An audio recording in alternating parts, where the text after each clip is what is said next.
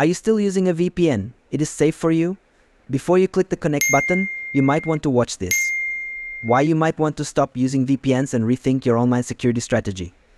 Trust me, you don't want to miss this.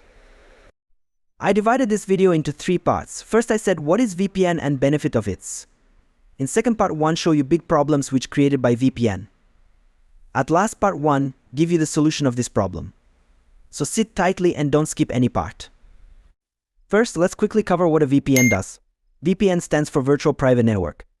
It creates a secure connection between your device and the internet by encrypting your data and masking your IP address. Benefit of VPN: encryption of data, tunneling, IP address masking, access to restricted content. Now, the problems of VPN you will face. Remember, cheap or free VPNs are dangerous and offer a false sense of security. Limited protection. Data threats like phishing or malware. VPNs only secure your connection between your device and the VPN server. They don't protect you from threats like phishing attacks, malware, or data breaches on the websites you visit. Speed reduction. You might experience slower internet speeds. This can affect streaming, gaming, and overall browsing performance. Privacy risks. Not all VPN providers are created equal. Some might log your data or have weak security practices. False sense of security.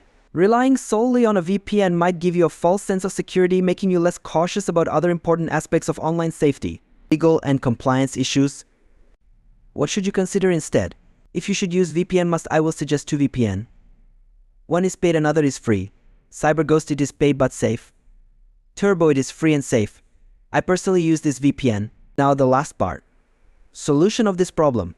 Use strong, unique passwords.